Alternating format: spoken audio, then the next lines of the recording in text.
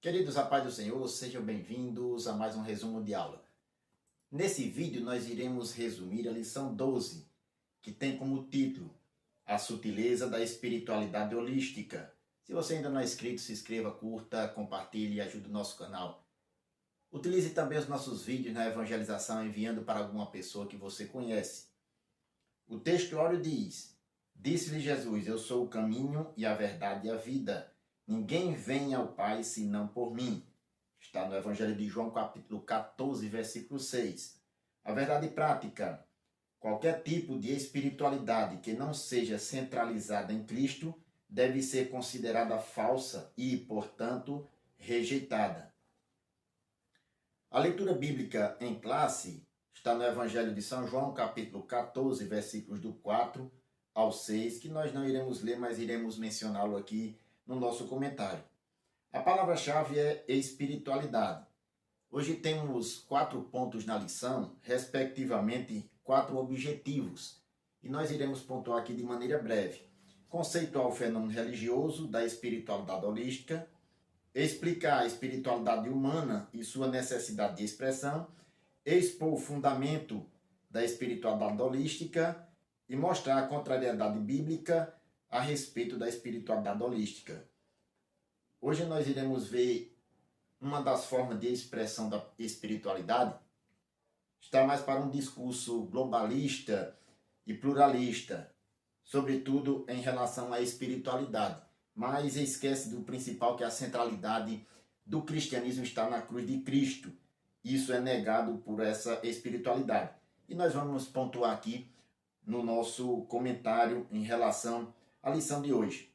Lembrando que os nossos vídeos sempre ficam disponíveis no final, nosso esquema resumo aqui do quadro. Você pode adaptá-lo na escola dominical ou mesmo utilizá-lo para fazer uma revisão no final da aula. Nós iremos para o nosso esquema resumo.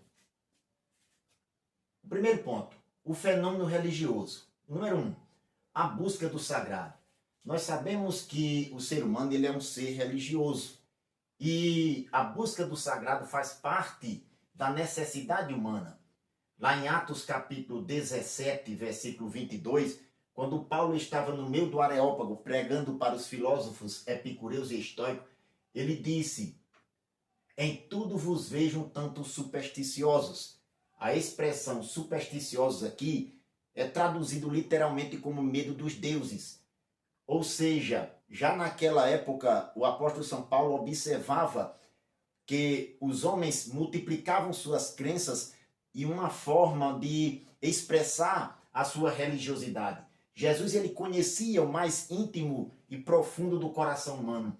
Ele sabia da necessidade humana. É por isso que ele disse lá em João capítulo 14, versículo 6, está na leitura bíblica em classe: eu sou o caminho e a verdade e a vida. Ninguém vem ao Pai senão por mim. Observe que ele disse que era o caminho. Aqui tem a ver com a religião. O único acesso do homem a Deus é por meio de Cristo Jesus. Ele disse: eu sou o caminho, a verdade e a vida. Ninguém vem ao Pai senão por mim. Observe que o verbo traduzido aqui é o verbo vir, porque Jesus estava se dando a conhecer aos seus discípulos como o próprio Deus.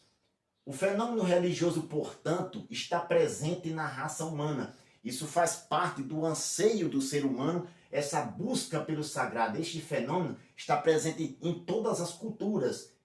Como o salmista Davi, ele expressou o seu anseio por Deus no Salmo 42, versículo 1, onde ele disse: como o cervo brama pelas correntes das águas, assim suspira minha alma por ti, ó Deus.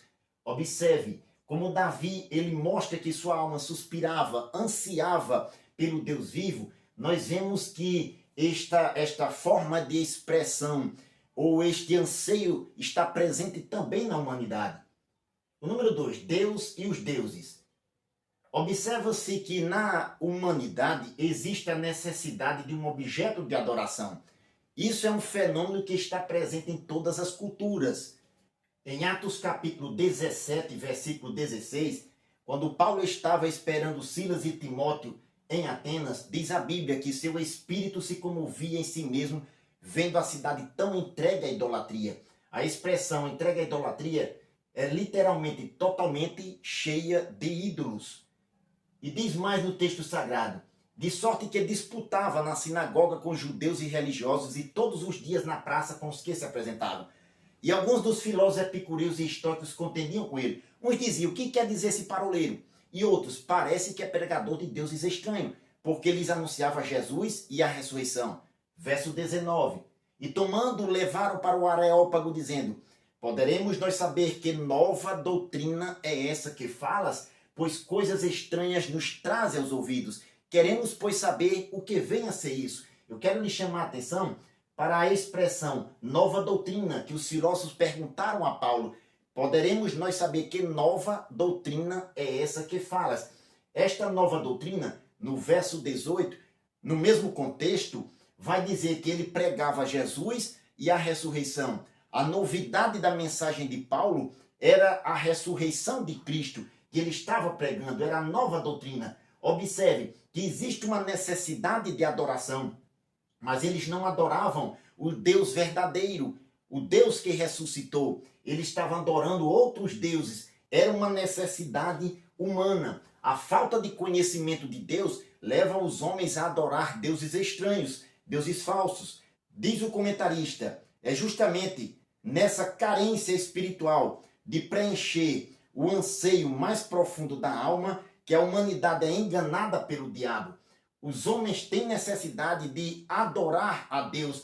O fenômeno religioso, a busca pelo sagrado, está presente em todas as culturas. E o homem tem necessidade desse contato com Deus, de buscar a Deus. Mas, por falta do conhecimento do verdadeiro Deus, ele busca outros deuses para poder adorar.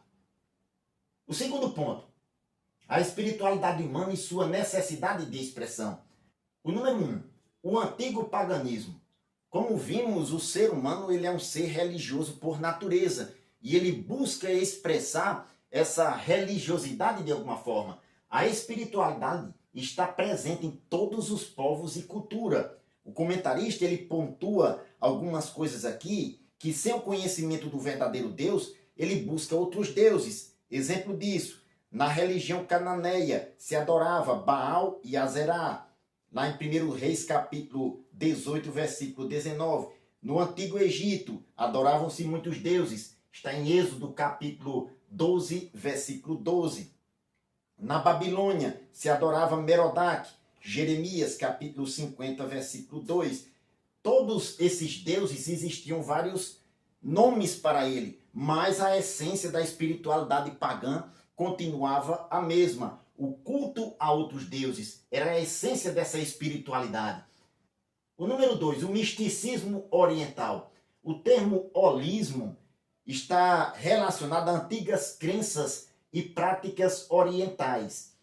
Está na moda e faz parte do culto da elite cultural. Está nas universidades, nos currículos escolares e etc.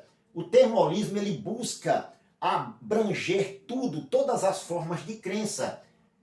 Observe o que Paulo diz em 1 Timóteo capítulo 4, versículo 1. Mas o Espírito expressamente diz que nos últimos tempos apostatarão alguns da fé, dando ouvidos a espíritos enganadores e a doutrina de demônios. O terceiro ponto, o fundamento da espiritualidade holística. Basicamente são dois pontos que fundamentam, ou dois princípios que fundamentam a espiritualidade holística.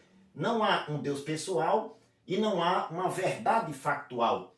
O número 1, não há um Deus pessoal. Para a espiritualidade holística, para essa doutrina, não há um Deus como pessoa, um Deus pessoal.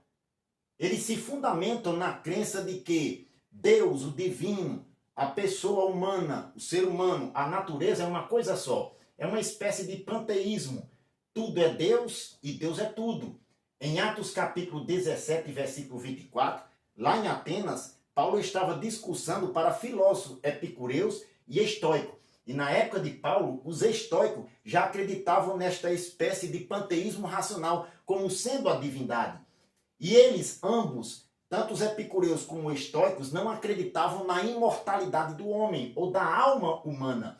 E Paulo estava discursando para esses filósofos e mostrava que o Deus a quem ele pregava, na pessoa de Jesus Cristo, foi o Deus que ressuscitou. A ressurreição era a nova doutrina que Paulo pregava. E ele diz no versículo 24, o Deus que fez o mundo e tudo que nele há, sendo o Senhor do céu e da terra, não habita em templos feitos por mão de homens. Observe, o Deus que fez o mundo, sendo o Senhor do céu e da terra.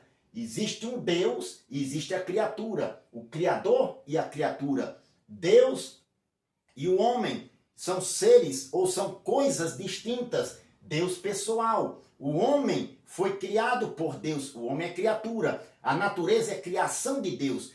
Tudo não é Deus. Deus é uma pessoa. Deus é o ser supremo, o Senhor de todas as coisas. Por isso que Paulo diz, o Deus que fez o mundo e tudo o que nele há. O Criador e a criatura, sendo o Senhor do céu e da terra. Ele é Senhor, ele domina sobre a sua criação. É um Deus pessoal. Jesus, nesse caso, na crença holística, diz o comentarista, Jesus, Alá, Javé, Buda, Shiva ou um xamã são nomes diferentes de uma mesma entidade. Seria uma espécie de força cósmica que habita o universo. Ou seja, Jesus seria uma força cósmica, um ser que habita o universo, essa força que habita o universo. E nós sabemos que Jesus é a segunda pessoa da Trindade Santa. Em Colossenses capítulo 2, versículo 8 e 9, Paulo diz, tende cuidado para que ninguém vos faça presa sua, por meio de filosofias e vã sutileza, segundo a tradição dos homens, segundo os rudimentos do mundo, mas não segundo Cristo, porque nele habita corporalmente toda a plenitude da divindade. Em Cristo Jesus habita corporalmente a plenitude da divindade. E ninguém vos faça presa sua por meio de filosofias e vã sutileza. Isso confunde as pessoas. E Paulo mostra na sua carta que em Jesus habita corporalmente toda a plenitude da divindade.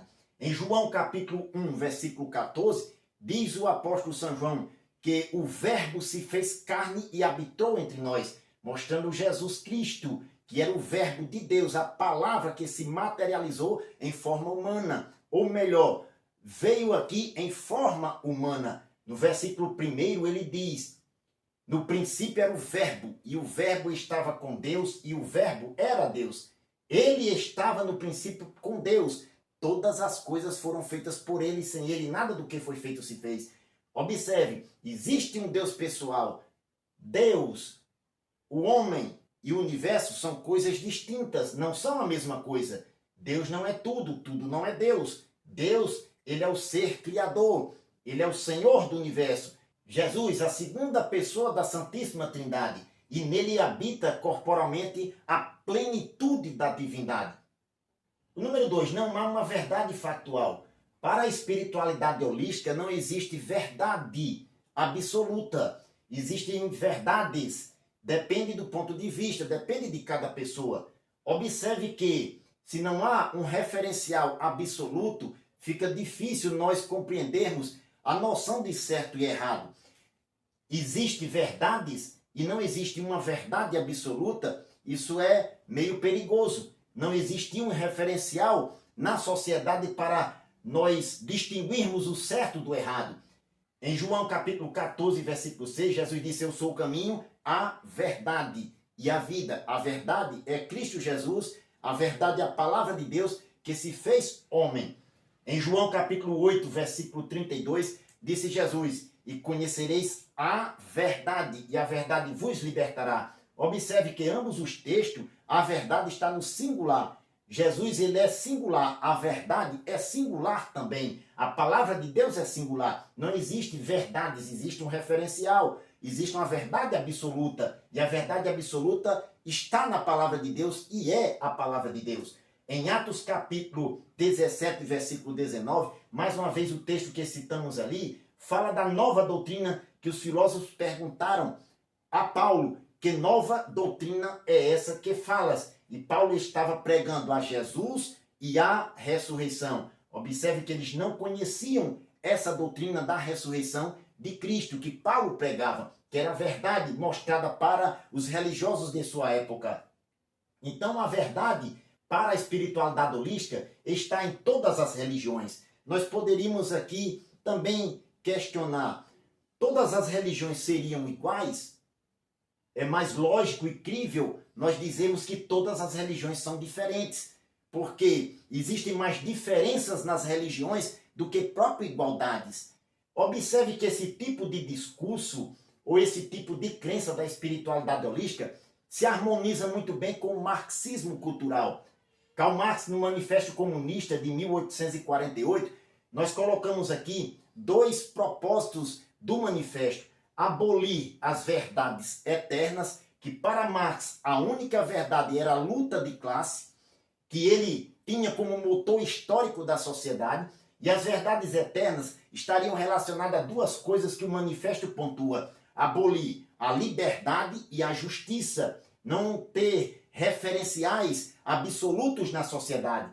Uma segunda coisa que nós pontuamos aqui era abolir a religião e a moral. Segundo o Manifesto Comunista, a religião estaria associada ao cristianismo em si, que era o propósito de Marx, abolir as verdades cristãs, que eram passadas para as gerações futuras por meio da tradição familiar. A família Marx também queria abolir. Está no Manifesto Comunista. Nós iremos deixar aqui o link de acesso de um artigo para melhorarmos a nossa compreensão. Mas veja que esse tipo de discurso se harmoniza com a espiritualidade holística e o marxismo. O ponto 4, a espiritualidade holística e a Bíblia. O número 1, o problema do pecado. O erro básico, crucial do holismo é esquecer o problema central do homem, que é o pecado. Para os adeptos dessa crença, o cristianismo deveria ser substituído por outro tipo de crença, pelas práticas espirituais e culturais, em uma outra forma de expressão da espiritualidade. Observe o que Paulo diz em 2 Coríntios, capítulo 4, versículo 4, nos quais o Deus desse século cegou os entendimentos dos incrédulos, para que não lhes resplandeça a luz do evangelho da glória de Cristo, que é a imagem de Deus. Nós sabemos que o cristianismo é um dos pilares que fundamenta a sociedade ocidental. Se ele for abolido, a sociedade ocidental rui. O cristianismo, ele trouxe uma gama de conhecimentos, tanto da parte espiritual como moral, que sustenta a nossa sociedade. Isso é um engano, substituir o cristianismo ou tentar substituir. É uma das artimanhas também do marxismo cultural que nós pontuamos agora há pouco. Abolir a religião como sendo a religião cristã como um dos principais propósitos. O número 2, um salvador pessoal. Como eles não acreditam num Deus pessoal, muito menos em um salvador pessoal, o homem é o seu próprio Deus. Dessa forma, no holismo, as pessoas não veem a necessidade de um salvador pessoal. Nós temos que pregar a Cristo, porque lá em Atos capítulo 4, versículo 12, a Bíblia nos mostra que nenhum outro há salvação, porque debaixo do céu nenhum outro nome há dado entre os homens pelo qual devamos ser salvos, somente por meio de Cristo Jesus. Ele é o nosso Salvador, é Ele que morreu pela humanidade e temos que apresentá-lo para as pessoas, para mostrar que existe um Salvador pessoal. Bendito seja o nome do Senhor. Queridos, nós vimos nessa lição que o holismo faz parte de um conjunto de crença, do panteísmo. Jesus não faz parte desse conjunto de crença. Ele é a revelação máxima de Deus para a humanidade. Negar isso é negar a própria fé cristã. Preguemos a Cristo e mostramos para o mundo, para a humanidade, que somente Ele é o Salvador. Que Deus o abençoe em nome de Jesus.